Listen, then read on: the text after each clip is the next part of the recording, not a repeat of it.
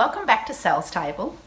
I just thought I'd take an opportunity while my greys are processing, because Melbourne, we're in lockdown again, to film another Sal's Table episode. Previously, in my last two episodes, I mentioned that I am a mother of a teenager ASD child with ADHD and a significant anxiety disorder as well. And I also have a 10-year-old gender fluid child who is a patient at the Children's Hospital in Melbourne at the Gender Adolescent Medicine Clinic. So today I thought I'd talk about my gender fluid child, because yesterday we had a pretty groundbreaking meeting with our psychologist at the Children's, who is just amazing and such an important and valuable member of our network.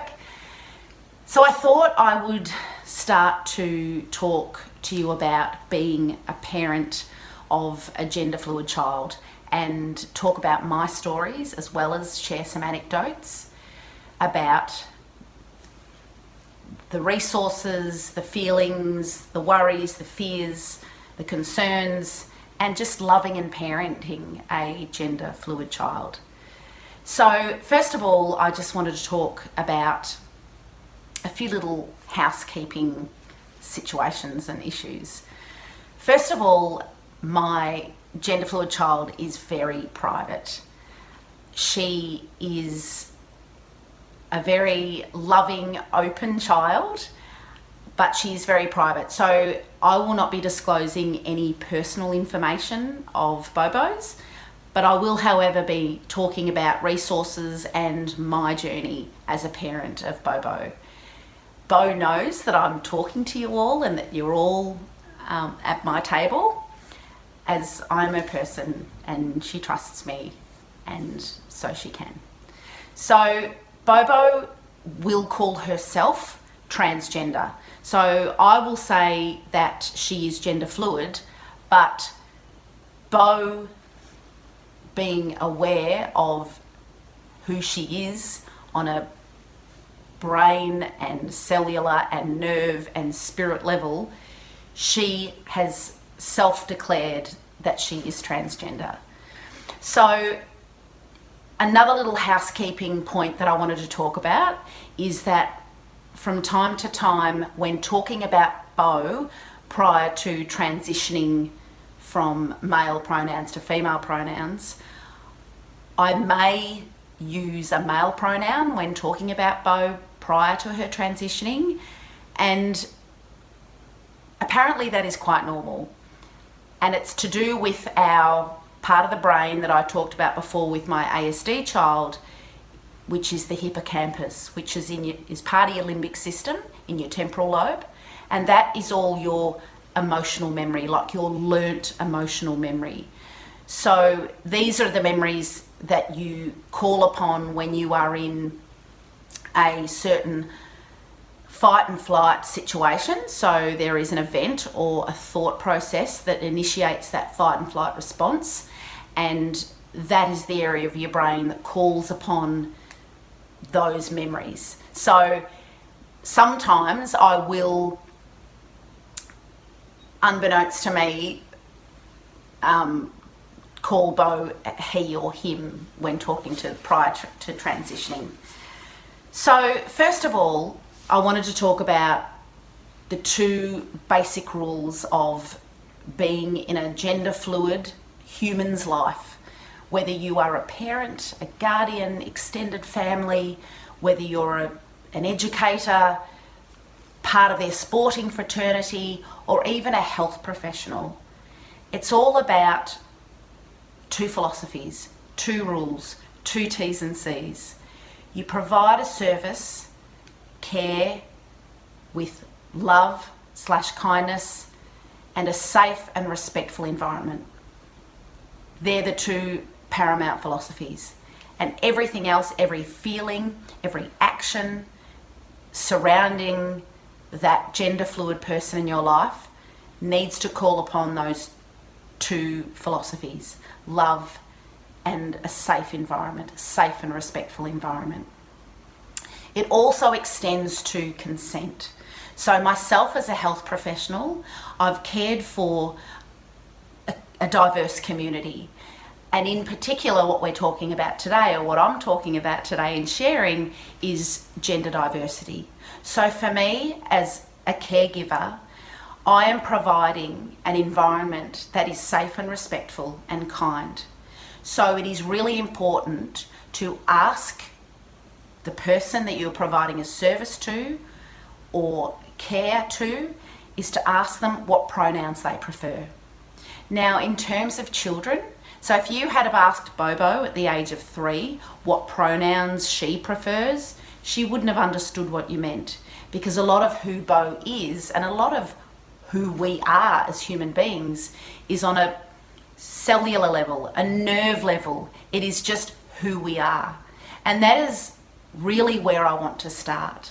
So when, as parents, when we give birth to a child, that is exactly who they are, a child.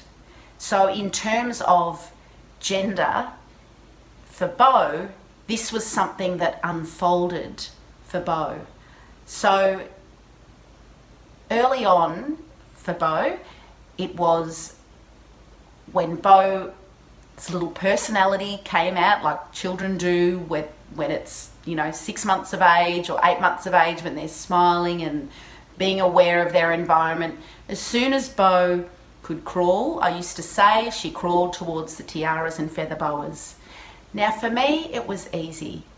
For me, that was just who Bo was, and that was just Bo's preferences, and that was how Bo's personality unfolded.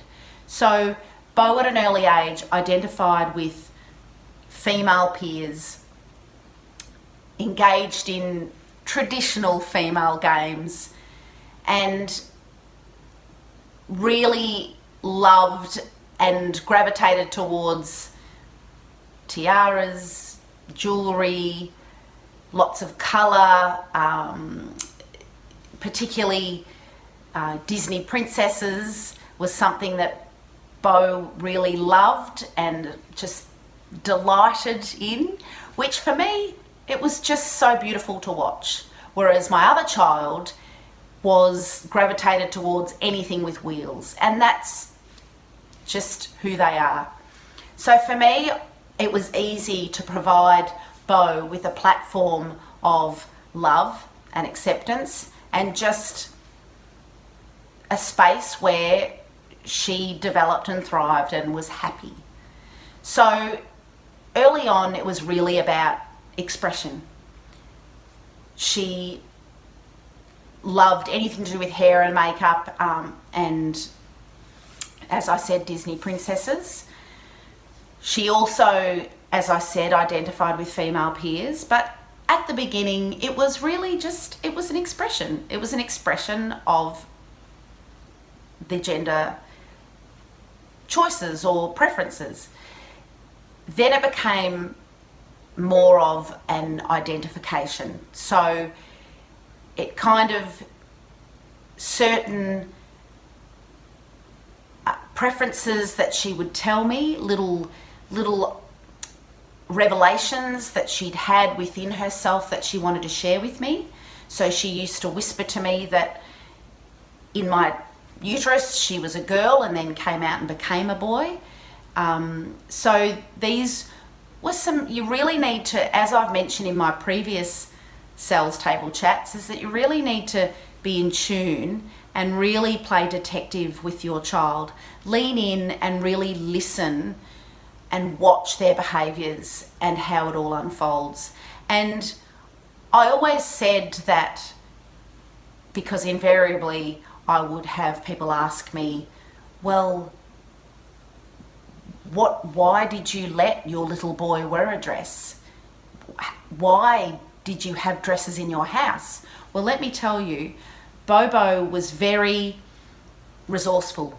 Bo knew who she was, and she found the dresses. She found what she needed. And she had a lot of friends that because she's always been quite petite and small, that she would get hand-me-downs and she would just be given these items. So, and also too, she'd have shorts that she would cut the gusset out of them and make them into skirts and things like that. And I really celebrated the creativity and who my child was. So that's what's really important, as you need to realise that as a parent, we've had our time, we've made our choices, we know who we are. And the exciting thing about a human being and what we know today is that we don't have to accept the belief systems from our parents. We can create our own belief systems. And this is what I knew I wanted to be as a parent, and I wanted to really teach my children that this is who they are and that they need to come up with their own life rules based on their essence and who they are within themselves. So that really comes under the umbrella of love and providing an environment where it is respectful and safe. So this is all I'm going to talk about today. I will expand and develop my role as a parent and share some more little anecdotes as well.